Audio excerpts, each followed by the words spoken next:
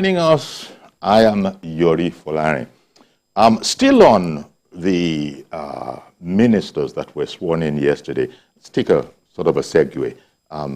Just about the number of ministries that are new additions, shall we say, to the whole federal cabinet. One of those that must have caught a lot of people's attention is the Blue Economy Ministry for the Blue Economy. That would have caught a lot of people. You do get a sense of what it could be about. Blue economy probably means the waters, the seas. Indeed, it does. And it's such an involved affair that I just say to myself, well, thank God we caught on. And thank God we caught on, and we're going to pay it the attention that it deserves by actually having a ministry for it.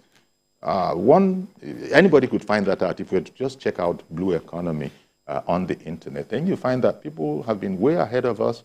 They say in Europe alone, they've estimated that somewhere in the region of 2.5 trillion euro is the value of what can be extracted from there annually.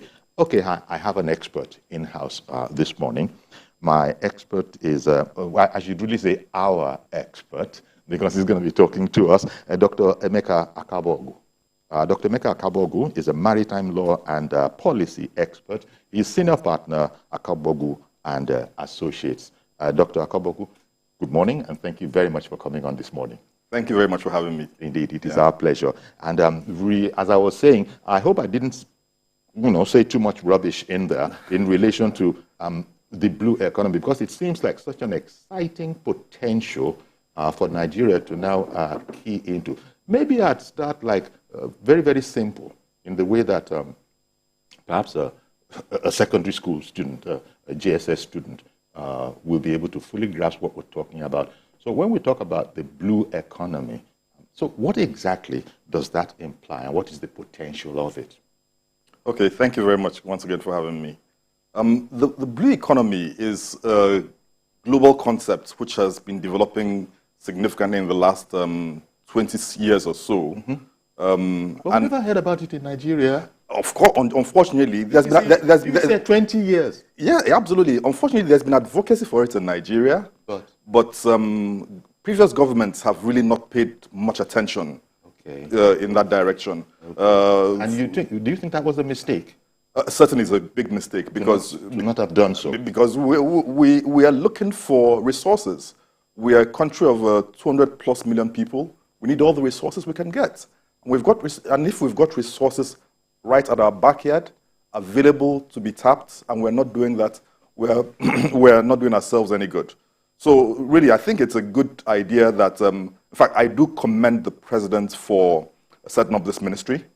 It's going to open up completely, it's going to chart completely new vistas for the Nigerian economy.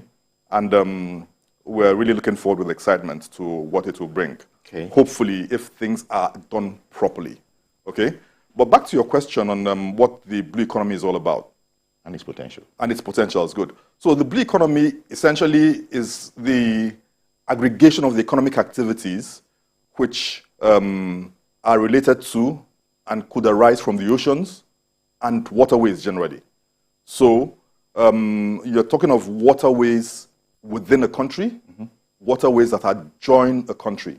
So Nigeria has the blessing of being a littoral state, which is a coastal state, okay? We have about 850 kilometers of coastline. And under the law, we have about 200 nautical miles of exclusive economic zone into the oceans. So before you go further, yes. When you just said nautical miles there, most people have a concept of what a mile is. Yes. Is a nautical mile equal to or slightly less than or slightly more than the mile that everybody knows about? Now, a nautical mile is approximately equal to 1.8 kilometers. Okay. So and wait a minute, I'm going to work that out. And then how many kilometers in a mile then? I think in a mile. Because There are too many In a mile, you have about 2 points, okay. about 2.3, 2.4 kilometers in a mile. Because 40 thereabouts. kilometers equals what? 40 kilometers is equal to 25 miles an hour on your speedometer. Oh, absolutely. Yeah. Absolutely. Now, but what is interesting is Nigeria's ocean resources are, at the very least, the size of many, many big countries. Just our what ocean resources? Yes. Nigeria's ocean, the ocean area over which Nigeria exercises control by virtue of Nigeria's exclusive economic zone is, at the very least, about 310,000 square kilometers. Is that what they call a country's territorial waters? The exclusive economic zone. The territorial waters is more limited. Okay. The territorial waters relates to the area over which you exercise sovereignty. However, the exclusive economic zone, you don't exercise sovereignty over it, but you exercise exclusive control over the commercial So benefits. another country can't come and be taking resources from there? Absolutely, absolutely. So the point I'm making is that Nigeria has exclusive rights over an area that is in excess of 310,000 square kilometers, which is bigger than many countries. Now, how does this relate to the ocean economy?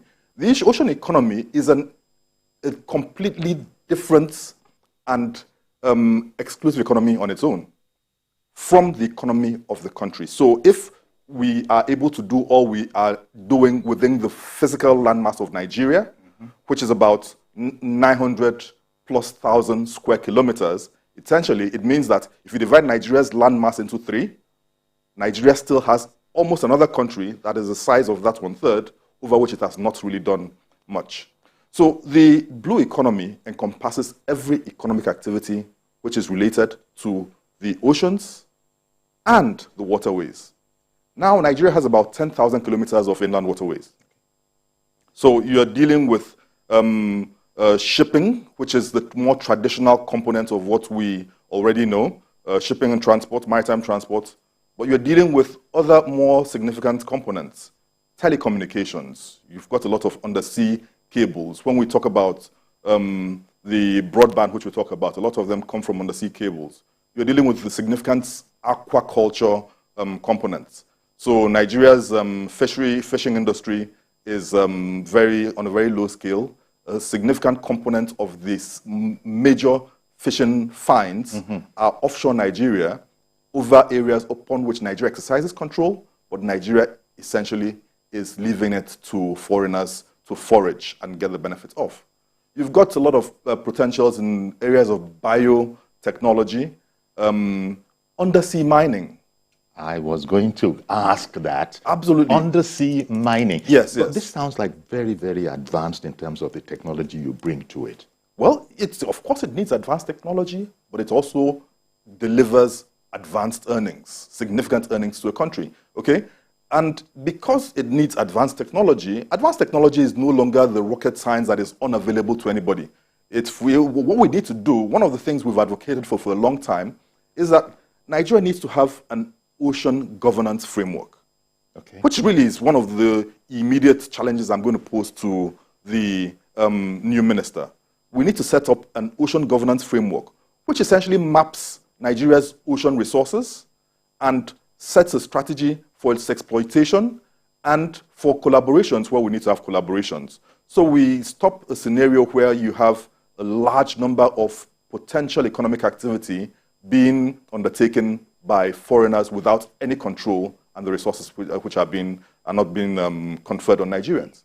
So beyond the oceans, you also have the inland waterways. I've said that we have about 10,000 kilometers of inland waterways. So essentially, if we're having a Ministry of Marine and Blue Economy, you have a situation where you have the traditional understanding of maritime industries, which incorporates ships, ports, cargo, and the facilitation of the movement, which in itself is significant. In fact, as significant as it is, it has been underexplored over the years, which is the traditional maritime economy that we all know about. We all know about that. Nigeria is barely scratching the surface on that traditional component. Is that because we're not seen usually as a maritime nation in the same way as the Netherlands, for example, all those places that are traditional maritime nations? We are a maritime nation. And well, we have ships. We do have ships. People know we're a maritime nation, but we have suboptimally explored the potentials of these industries. Right. Okay. We've been lacking in that regard. Absolutely. In fact, the maritime industry potentially can earn much more for Nigeria than the oil.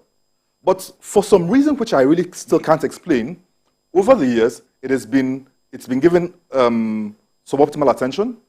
Even if you look at the National Bureau of Statistics and what it assesses as the revenue from that industry, it is underreported. Okay.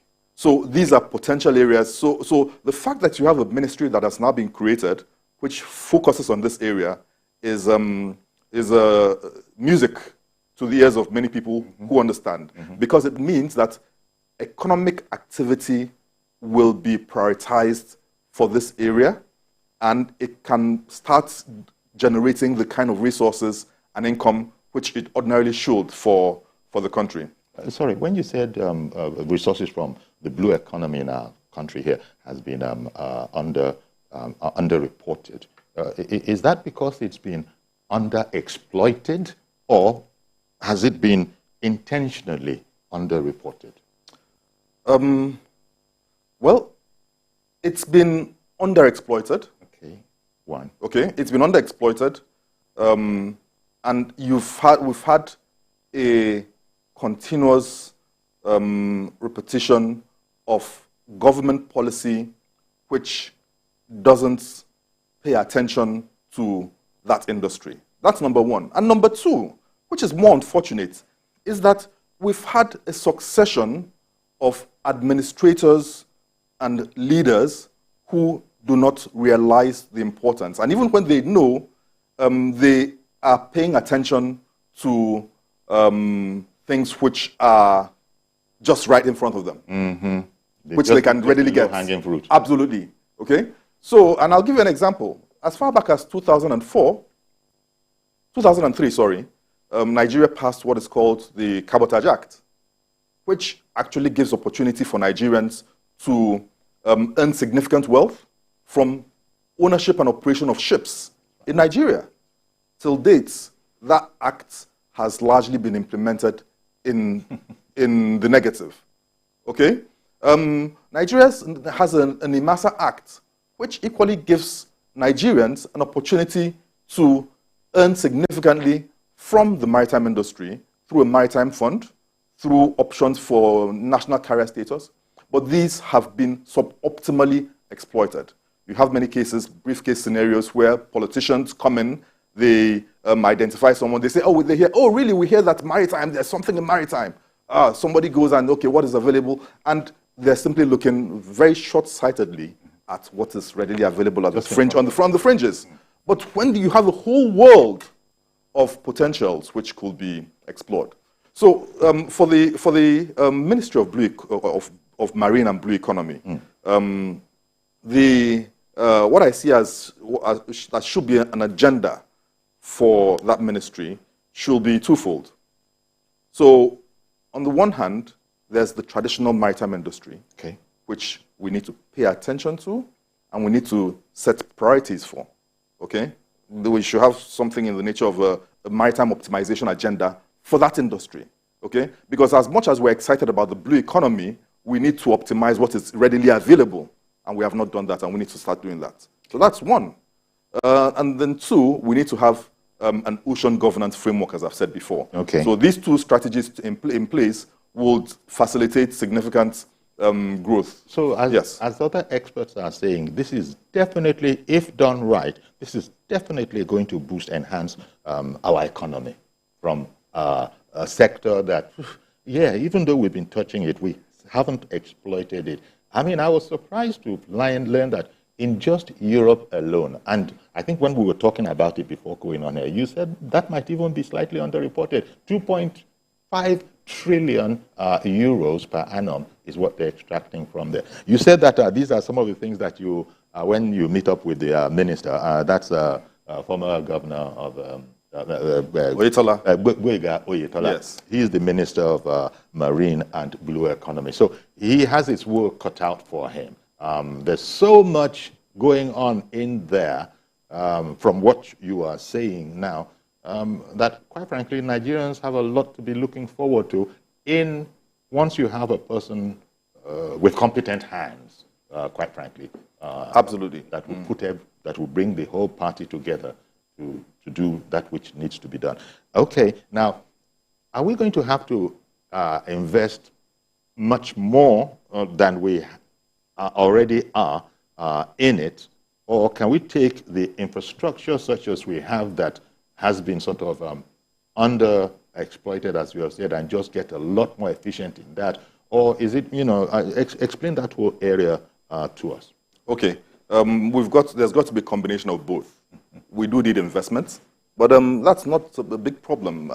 Global investments are looking for markets which have clarity with regard to the framework for investments. It's a very important thing you just mentioned, that word clarity, because businesses have complained often that you really don't know when you go to Nigeria how good you are for how long.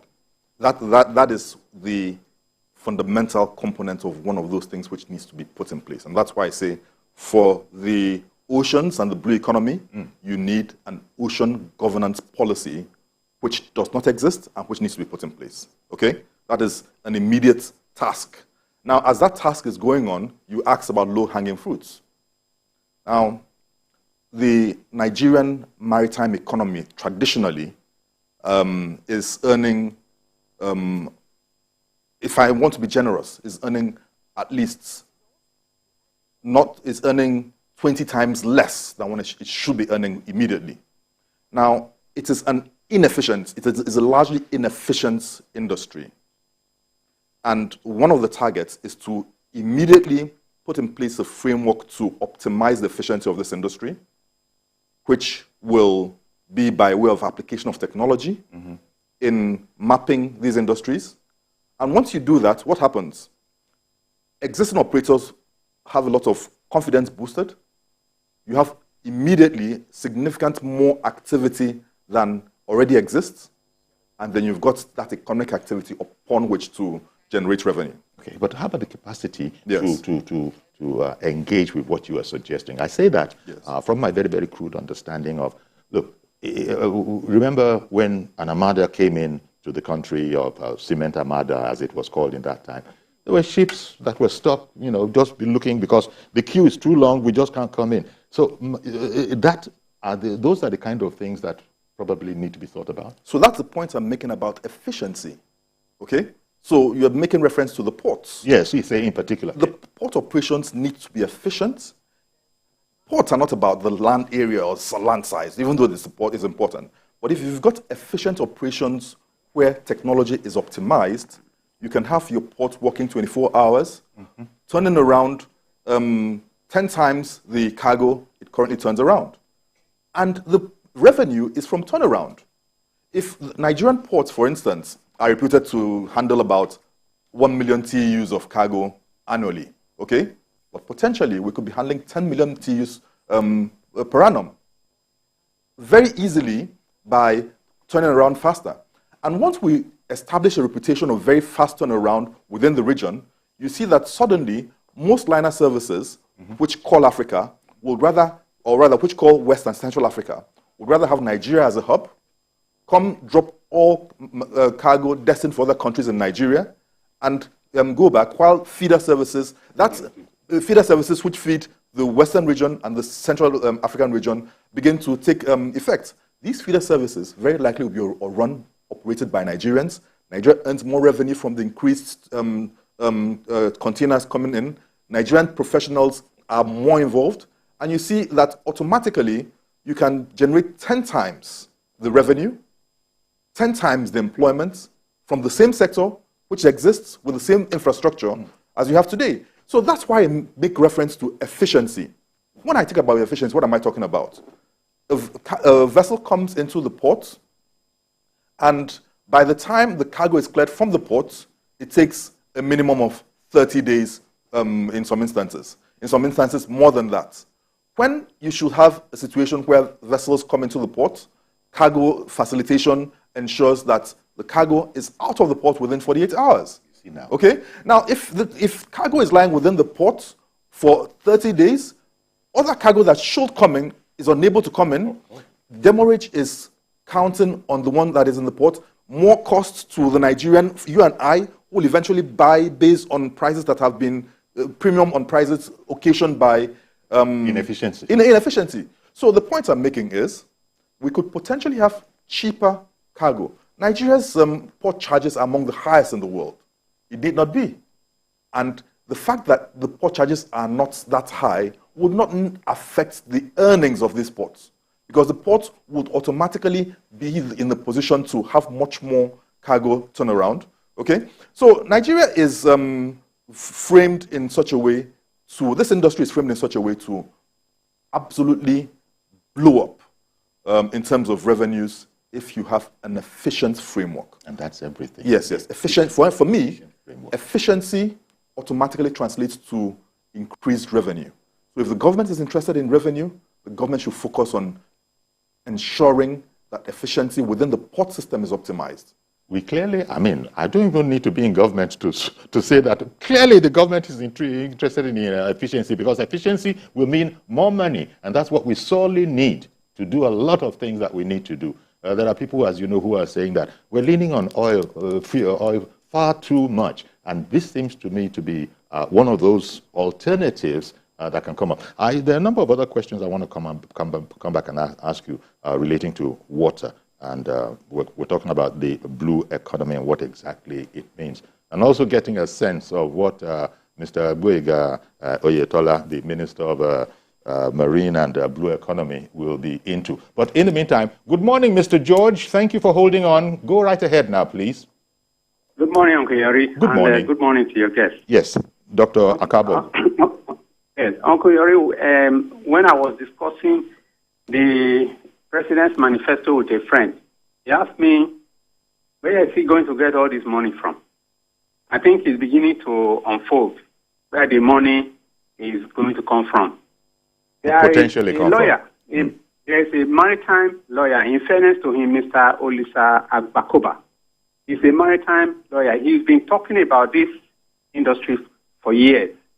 He boasted that it can give us not less than 7 trillion naira a year if that sector is explored. So I'm happy that it's coming up now. Yes. We all know that even animals, you know, the gentleman that was talking about what can be explored, that animals under the sea are like 5 times the animals on the ground that we see. That alone, but there's a lot of money there. So what I would advise is the government should, even if it is in consultation capacity, should bring along Police Agbakoba. He's been talking about this thing for years, but he was only relating to the National Maritime Authority then. And you weren't listening to him. Now that this time has come, somebody like that, in my view, should be brought on board as a consultant to see how this industry can be fully utilized. Indeed. That's my view. Thank you very much for calling in. And it is now that where you just spoken about Olisa Agbakoba, SAN, saying that he could be brought about. Even our guest could be brought on board. I'm not advocating for anybody, because what is beginning to show now is that we actually have quite a number of experts. You've just mentioned Agbakoba, SAN. Here is Akabogu. And I imagine if I were to press you on it, you'd also be able to mention perhaps more than a handful of other experts. Absolutely. Who know exactly what the score is and what we're talking about. Okay, Dr. Akabogu, let me go into the other area of that could be a bit confusing to some of us. We're talking about the water resource, the maritime and blue economy, Ministry of Maritime and Blue Economy. That has to do with water. How about water resources? There's also water. Well, I know those in government won't be confused, but for the rest of us, They say, blue resources, since you guys are talking about water, there's no dry land involved in blue resources. We already have water resources. Can it not subsume, or are they different, and can they be kept apart? There's a saying that water is life, okay? So I believe, I don't understand the civil service application of that, but Ministry of Water Resources, I believe, is focused on ensuring adequacy of water supply. Okay. Okay? Okay. Adequacy of water supply to the citizenry. Yes. Which is different from the commercial exploitation of the waterways and the oceans. So if the Ministry of Water Resources is mandated to ensure that water supply is adequate for Nigerians, adequate for farming and drinking, then that task is a significant task on its own. How about energy generation? Precisely. Now, the blue economy is significantly wider than that. Okay, the blue economy is focused on commercial, economic optimization of value from the oceans and the waterways. That's why we have economy in the name. Precisely, precisely. So, and just talking about the waterways, for instance, let's leave the oceans for a while and let's stay inside the country at home. You know, we have 10,000 kilometers of inland waterways. That's significant. I mean, within our borders. Within our borders. You know the River Niger and River Benue? These resources within the country have tributaries, networks all across. Yet, we have very few river ports. Yet, a large percentage of this 10,000 kilometers of waterways are not navigable year-round. And if they were navigable, you know what will happen? A lot of the food, a lot of the exports which we need will be much more easily facilitated from the northwest, from northeast, through these waterways using barges, and exports will be much easier. Food availability in hinterlands will be much easier, and there's a significant river economy which needs to be boosted. Okay, so we need to now start rejuvenating existing river ports which we have, which have been left to lie fallow. We need to build new river ports. I mean, we all know. Sorry, when you say not navigable, yes. What, they got clogged up, lack of maintenance, and absolutely. You got it. Okay. And when it's not navigable, now the dredging ensures that rivers are navigable, or waterways are navigable. Dredging needs to be a continuous activity. Unfortunately, in Nigeria, whenever we think of dredging, we think of, this high capital venture. However, dredging on its own is an economic venture. Because dredging, you win sand from dredging. You actually win sand from dredging, which could more than covers the cost of the dredging. Okay. And it's a win-win. So you cover cost of dredging by winning sand, which you sell. Okay. You ensure the water is navigable, which means that the communities that border these waterways are able to have an economy along the waterways. Okay. Then you make it easy for us to connect from Lagos through Ondo to Onitsha to Port Harcourt to Baru to Lokoja to all the parts of the country that have waterways. Okay, the roads which we have won't be as clogged as they are. So that there's an economy on its own relating to the inland waterways, and in that regard, it's important that there's lots of synergy too. You asked about the Ministry of Water Resources. Yes, but let me come back to that. Yes. Let me do a quick break, and then you come and talk about the synergy between what we're talking about and the inland waterways. Stay with us, please. It's exciting to me. Perhaps that is the same way it is to you. We'll continue our conversation with Dr. Emeka Akabogu after this short break.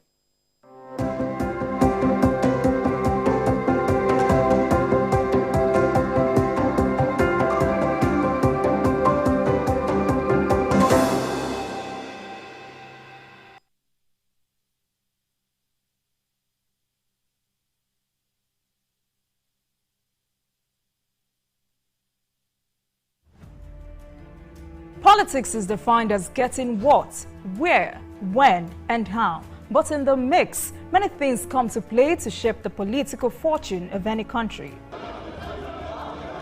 Honorable Minister, that's how you misinform the public. From the political actors to the electorate, campaign to voting, from debates to policy decisions, big events happen to engage us in constant conversation. That's what we're looking for. Not some people who are talking about ethnicity. No. Who is on your mind? Don't worry. Join me every day on Politics Tonight, where we dissect issues that shape our political destiny. Politics Tonight, weekdays on TVC News.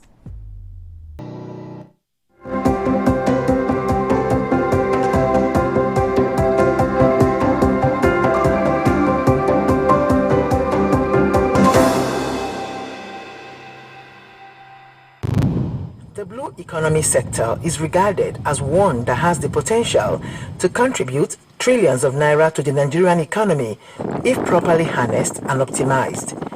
Has made Nigeria. The former executive secretary of the Nigerian Shippers Council, Mr. Hassan Bello, and the founder of the National Association of Government-Approved Freight Forwarders, Mr. Boniface Anyebonam, say the government needs to define the functions and jurisdictions of the ministries clearly to prevent bureaucratic snags. As a result, they argue that Nigeria's economy must be diversified to escape heavy dependency on one commodity. We have to define the jurisdiction. We have to define the functions of this ministry.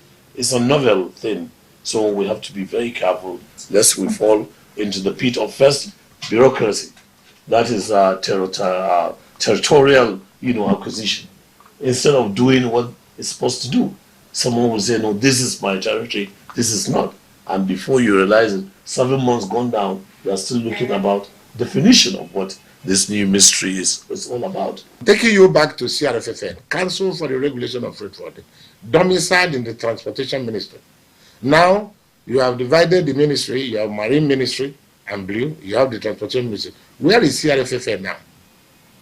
Do we take CRFFN to Marine and Blue Economy, or do we take CRFFN to transportation? Now, when you mention transportation, what are you really talking about? The clarity you are talking about. In discussing the blue economy's prospects, opportunities, and challenges, it was suggested that government provide proper guidance and advanced policies addressing cabotage legislation, port development, ocean governance, marine transport, and other key aspects of the sector. Look at the cabotage law. The inherent abuse in the weather clause. Where are we? Where are we? The need for powering indigenous operations and the ownership of vessels. Blue economy is defined. So they have got their work cut out for them. What are we going to do with the fisheries? What are we going to do with transportation on the water? What is the role of tourism? How will blue economy help in creating jobs, in bringing mega revenue? It was stressed that a clear understanding of Nigeria's exploration of the blue economy concept and its immense benefit is essential as a maritime nation. Ifunanya Eze, TVC News, Lagos. Okay, thank you. That's a report that went out earlier. It goes over some of those things that Dr. Akabogu has been speaking about. And there are countries that really, just as we at this moment depend almost totally on oil, there are countries that depend almost totally on the oceans, And so they know to take care of their oceans. That's another thing that I know and many Nigerians know, is very highly developed in other parts of the world where great care is taken of their waters, their oceans. Maybe not so much us, but again, and knowledge, enlightenment is coming on by the day, and hopefully all of that will begin to change because the oceans must be kept healthy. Oh, absolutely. I mean, actually, a fundamental concept that is enfoiled in the concept of the blue economy is ocean sustainability. Mm-hmm. And sustainability is all about exploiting the oceans in a manner that ensures that it is available for the future generations, that the aquatic life is not compromised, and that, it is healthy for everybody's use. So the component of marine environmental protection is fundamental. Now, and again, that's why I say, I reemphasize the importance of efficiency. We don't have a problem of laws. There are adequate laws within the NIMASA Act, within the Merchant Shipping Act, which take care of ensuring that the marine environment is sustainably used. But these need to be implemented. Okay. So all of this will go back to what you spoke about earlier, something about a policy framework. Absolutely. Even that news report that we saw, the gentlemen in there were talking about that as well. There must be a framework, something that to the rest of us might look like a roadmap. Absolutely. Of how to proceed in a responsible, in a modern, technologically responsible way. Ada in Jos wants to join the conversation. Good morning to you, Ada. Good morning, Dr. Emeka Akabugu. It's Ada calling from Jos to State. Oh, thank you very much. I've been listening to with your guest. At least you have thrown more, insight into the economy aspect. So I want to find out from him. The minister in this particular ministry, is it not his duty to work towards opening up all the other ports in Nigeria by ensuring that they are functioning to help decongest Apapa port or whatever?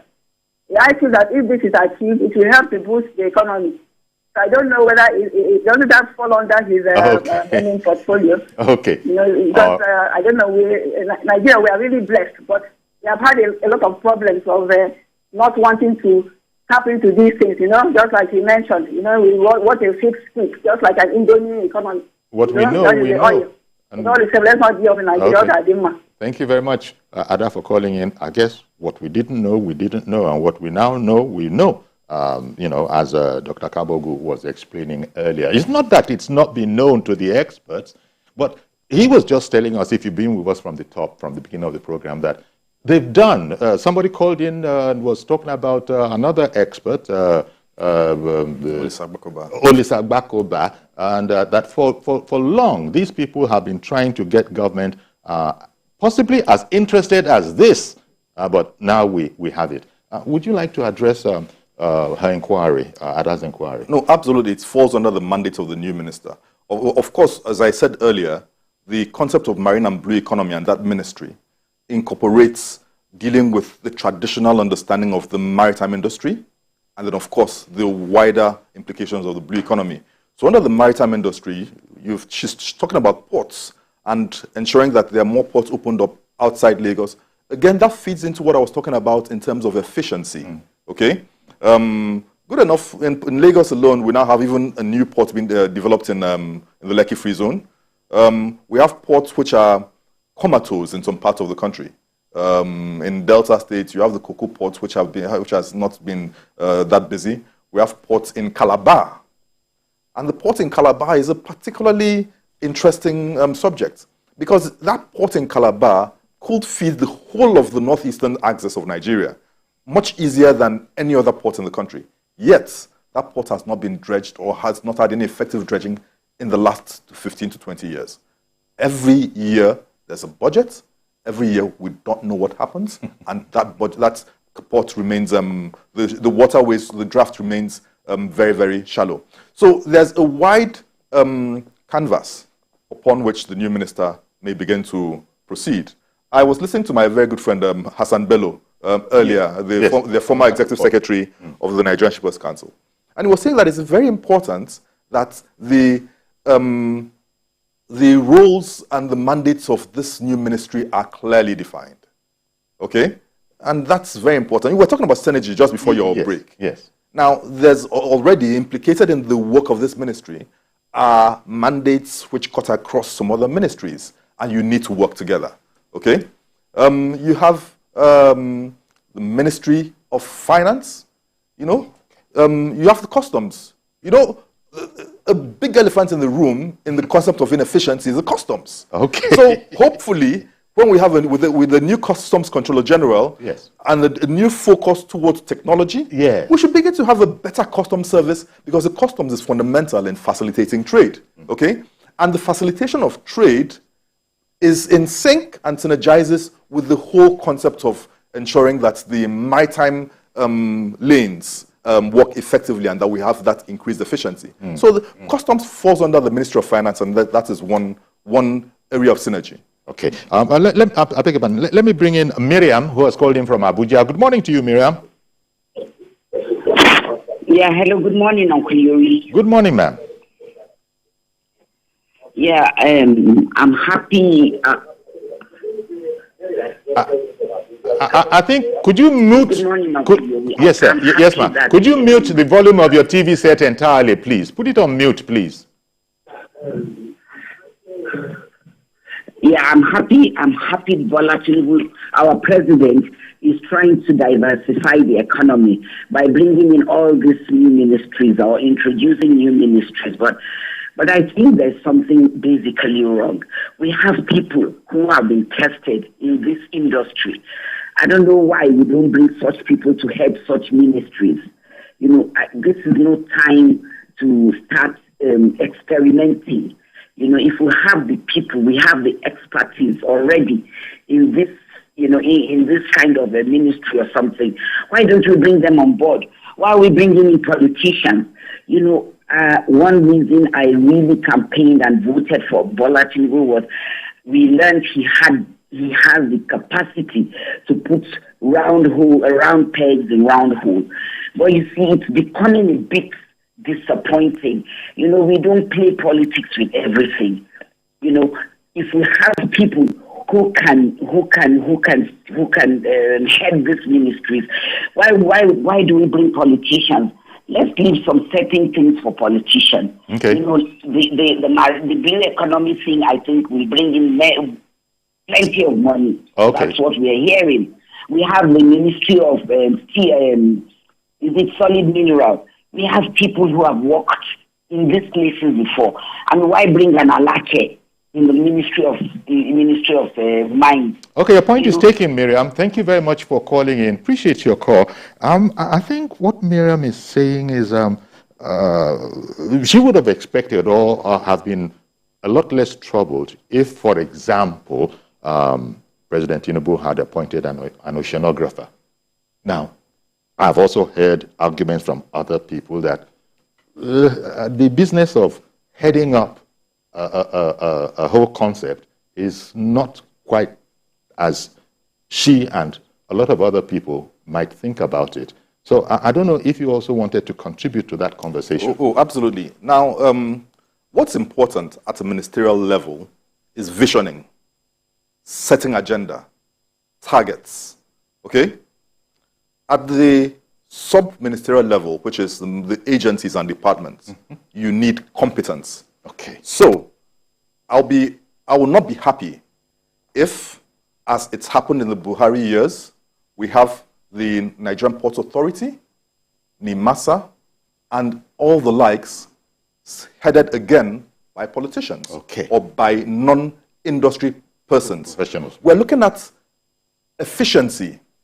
Efficiency is driven by knowledge and competence, setting targets, and you need people who fit these profiles to head up these spaces, because these are now the engine rooms that will drive the targets that you are envisioning. Indeed. And so you want to make sure you have a professional in there. Precisely. Unfortunately, we don't pay so much attention to the law. And NIMASA, for instance, under the law requires that you have a professional head it. A professional means somebody who is knowledgeable and experienced within that industry. Maybe certified. Precisely. You know, knowledgeable, experience within that industry.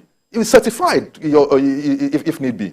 Okay? So she does have a point that the importance of competence. At the ministerial level, I think what is important is for the minister to appreciate that. Okay. Ikechukwu Abakaliki. Good morning, sir. Yes. Good morning, sir. Yes, please go ahead now. Yeah. So, please, the thing I need to add is this. You people are doing a very great job. But the issue I want to keep on is why Nigeria refuses to use technology, like cameras and other things, because all these things will help to reduce all those efforts and other things. People will, people will see everything physically. Just that country and other continents, they're making use of cameras, they're making use of technology. So please, I would be happy if you can, if you can join others. I hope things will move better. The reason is why you are hearing bandits, all this, all that, is because you are not making use of all these digital things. Please, I would be happy. Okay. You can go into that way. Please, thank you. Thank you very much, Ikechukwu, for calling in there. And I just have the impression that we're going to be knowing a lot more about this subject. He said, look, let us know. We need to know. And you see that I can actually go online and find out in someone else's country what they are doing about their whole blue economy. And if need be, experts, specialists, professionals that have gone under there share information. So I think, I wonder if that is the kind of thing Ikechukwu was talking about. Let us become knowledgeable. Yeah, blue economy, but go ahead, in this case, Mr. Oyetola, enlighten us all, carry us along. Let's know what's going on. Let me just weigh in a bit. Sure. He talked about technology. Technology, yeah. Now, let's just use a very important area. A lot of revenue for the country comes from the customs, okay? The customs, for the last 10 years, has been mandated to set up what is called a single window system for management of the import and export process. Customs has failed to do that. And many of us in the industry believe that they have the capacity to, but they don't want to because technology ensures transparency, it ensures accountability, and it removes the opportunity for under-the-table transactions. Okay? Now, again, in the context of the synergy that is needed, the Ministry of Blue Economy, Marine and Blue Economy, needs to synergize with the Minister of Finance, who, good enough, is also the coordinating minister for the economy, okay, to ensure that the single window system for the customs service is in place and fully functional in its proper definition, okay? So that is one.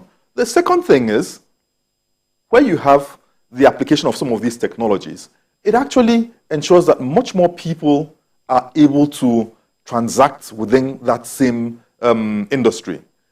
Taking an example now, we need to be able to map effectively what are all the markets, persons, and services which you have within the maritime industry. Okay. It's by mapping it that you define the economic activity. In fact, so much so that from what you're saying, all these organizations, ministries, and departments that you're linking together, they sort of act as checks and balances on each other, such that I like the delicate expression you used, under the table kind of dealings, will be sort of almost wiped out if there is not massive collusion. Yes. And it's going to be hard to do. But let me bring in another, I don't know if he's an academic or a medical person, Dr.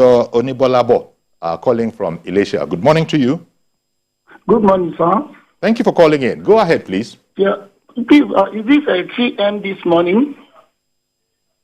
Sorry, you have called into a TV program this morning, yes. and we're discussing... Yeah. Okay. Maritime issue, yes. Yes, especially the blue economy aspect of it. Yes, I've been following it. Okay, good morning. Good morning, sir. Please, I've been listening to the program from beginning. Okay, Dr. Kabogo. I appreciate Dr. Kabogo, especially his perspective. There are two things we need in this matter. The first thing we need is this. This is a new ministry. They are supposed to be stakeholders meeting. That is, where people will be able to give their perspective. For example, now, from what the doctor said, we have some ministries that will be doing partially what this ministry is supposed to do. One, there are some ministries whose duty will interlap. And with all this, in order not to encroach other ministries, in order to have clearly defined purpose, we need to have a clear definition and what this ministry is going to do. For example, now, if we look at Norway Norway is making money, what we call income, from fishery, both fishery within the ocean and outside the ocean. Is this going to be part of this blue whatever we are talking about? And this blue is economy. Going to be, Oyetola is coming from a state, and this is a new ministry. Even a professor, we need support. Person like this doctor that is talking and team of others supposed to form a kind of parliament for him in order to establish this man so that he can take off from ideal place. There is money there, but we must have clearly defined purpose, objective, supporting ministry, interlapping ministry, overlapping ministry, and all these people that are going to co-work with him. God will help us out. Thanks so much. I'm very grateful. Thank you very much, Dr. Onibolabo, for calling in. Indeed, he's going over areas that you have actually touched on, but he's sort of re-emphasizing, because it's new. And the other gentleman who called in from Abakaliki wanted for us to be involved. Don't go and make this thing into an esoteric science where nobody knows all about it. I mean, there are lawyers. You are a lawyer. I think you are a lawyer and scientist, or is it? No, I'm a lawyer. There you go. You are a lawyer. You've worked in this field for so very long. You become an expert. People were talking about Dr. Bakoba in there, and there are other names that we're not mentioning there. So I think what people are saying, having implied a thank you to Mr. President for establishing, putting this blue economy in the place that it really deserves to be. We've waited so long, but now we can't wait to know all about it. And we can't wait for it to be, as you have emphasized continuously, for it to be as efficient. So we need to hit the ground running in terms of all the earnings and the potentials from there. Oh, absolutely. I mean, on brass tacks now, the Secretary to the Federal Government needs to have a consultation between the Ministry of Transportation, Ministry of Marine and Blue Economy, Ministry of Finance, Ministry of Agriculture, Ministry of Trade and Investment, Ministry of Environment.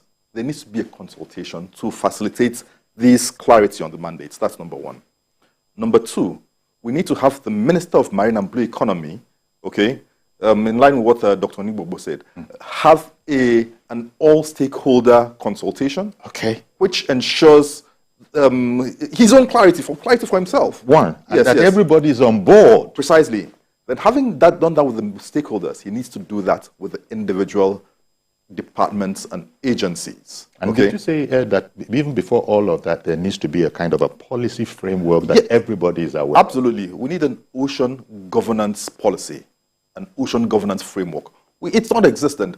You heard Hassan Bello say that this is new territory, completely new territory. So even though there are experts, but from a governance and administrative point of view, it is completely new. And we need to chart that and chart it effectively within the context of existing law and prospective law. Wow. You know, I'm going to have to leave it. I'm going to have to sort of break a bit here, because it's such an exciting field and topic. Anything we talk about is going to take more than a few seconds to explain. So I don't want to risk you having to be cut short. This is, at least you've given us enough for whoever is interested to simply hop on the internet and then research it a bit more, waiting for the next time you come around and other experts like you come around. And no doubt, Mr. Buega, Honorable Buega, Oyetola, as you have counseled, will also be in there doing his best to make Nigeria, never mind himself, also very familiar with these concepts. I want to thank you very, very much, Dr. Meka Akabogu, maritime law and policy expert. This has been very enlightening to a lot of us, and we hope to have you back very, very soon. Thank you very much for having me. My pleasure. It's our pleasure. Okay, then. So that's our program today. Please join us tomorrow for a fresh edition. I am YORI FOLARIN. Bye-bye for now.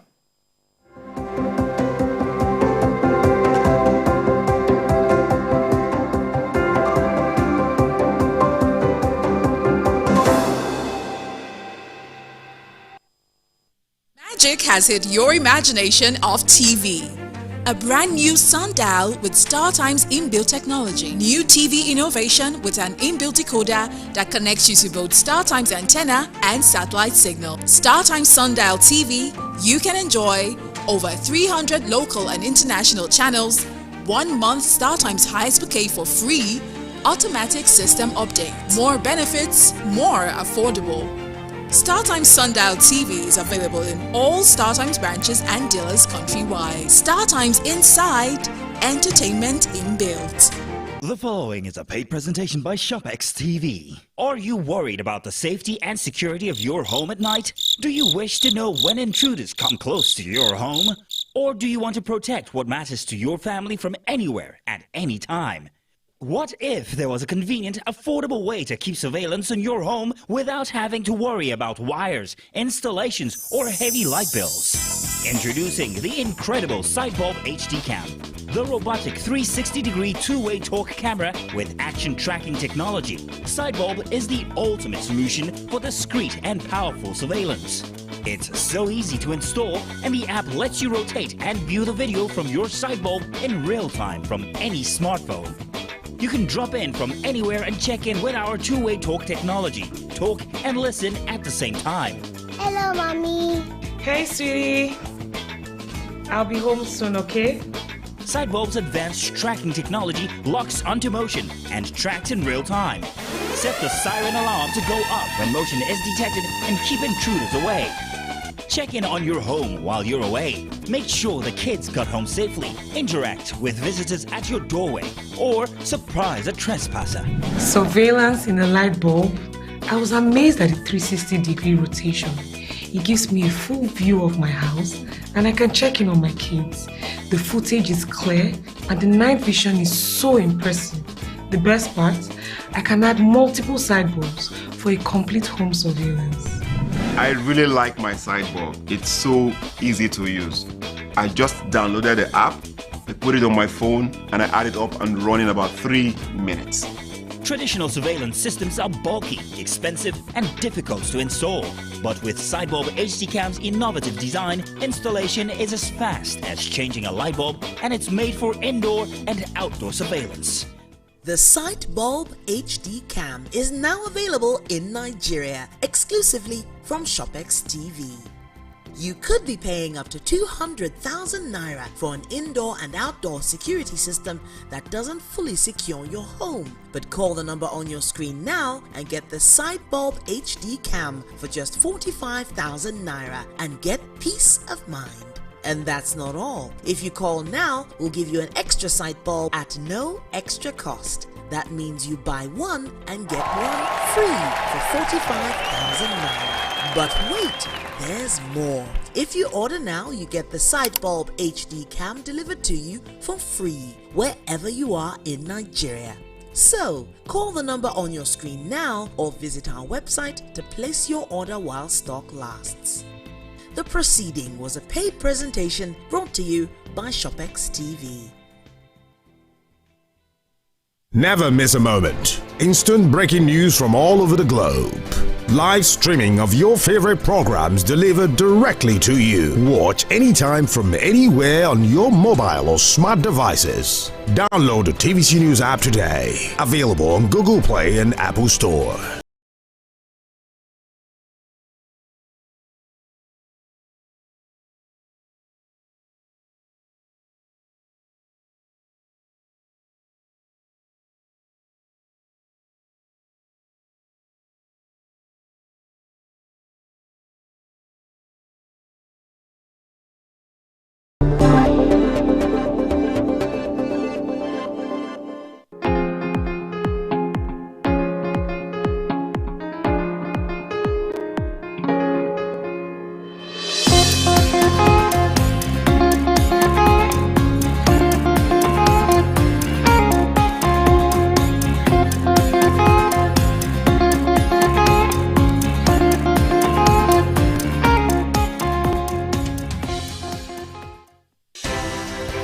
At TVC News, wherever the big news story is happening, we're geared up to break it.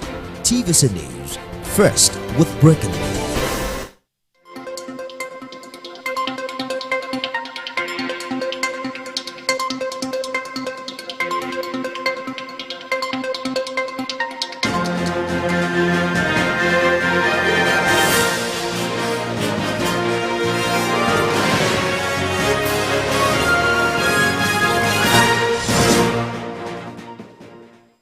Hello and thanks for joining us on TVC News at this hour. We begin in the nation's capital where landlords with property distorting the city master plan are now living in apprehension. This follows a warning by the FCT Minister Nyesom Wike telling them to desist or have such property demolished. We have details in this report. While addressing a press conference shortly after the swearing-in ceremony at the presidential villa, Mr. Wike promised to sanitize and secure the country's capital. The former governor of Rivers State noted that despite being a member of the opposition party, the People's Democratic Party backed his acceptance of the ministerial appointment. He also told the department under the ministry to map out strategies to move the FCT forward, while promising to uphold the trust President Bola Tinubu has in him. You don't like those who will step on toes. I will step on toes. Because you cannot be claiming FCT is not working. When you have not done your own part, do your own part, then be able to say, look, of all the money we have been paying, what are they using in FCT? That's then when you have the border to talk. Not when you have not fulfilled your own obligation. And two, all those agents collecting revenue, we have to sit down. I have to look at everything. The revenue leakages, I will stop it. I will stop it. Because we need money to build infrastructure in FCT. We need to bring the parks back. The former Rivers State governor's warning also went out to landowners who had taken over the green areas to build properties, saying those areas must come back. And following Monday's swearing-in of ministers, indigents of Ebonyi State are commending President Bola Tinubu for the choice of former Governor David Umahi as Minister of Works. They also expressed confidence that the new Minister of Works would replicate the good work he did in Ebonyi State in tackling infrastructural deficiencies in Nigeria. The indigents spoke at a grand reception organized for the minister shortly after his swearing-in. They called on other Igbo ministers appointed by President Tinubu to be worthy ambassadors. His choice signifies anxiety to do things well. So the federal government is correct.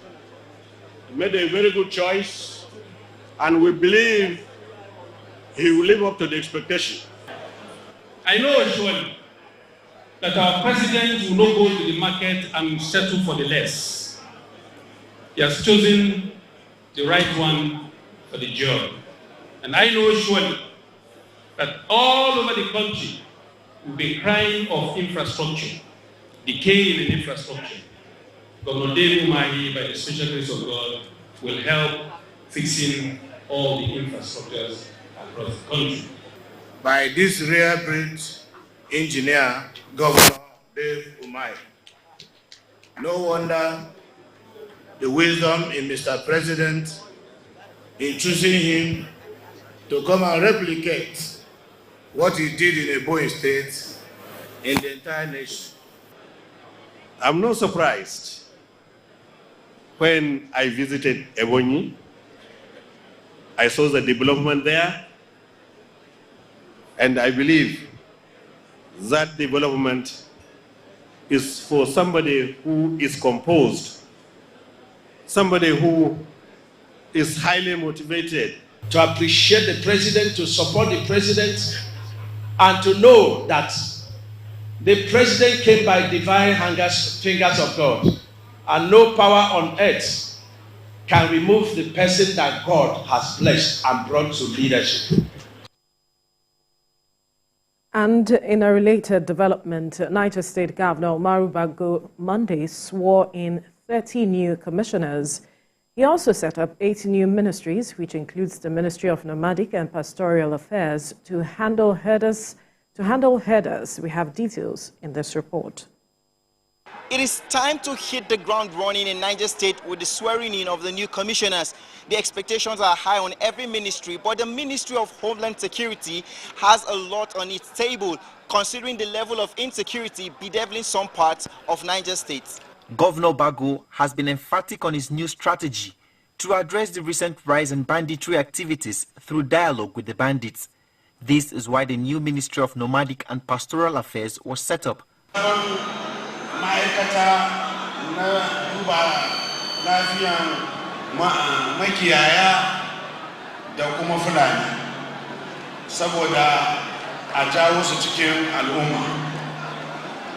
Muna kira da babban murya ƴan uwanmu wanda suka bauɗe suka shiga daji su yi haƙuri su ajiye makamai su zo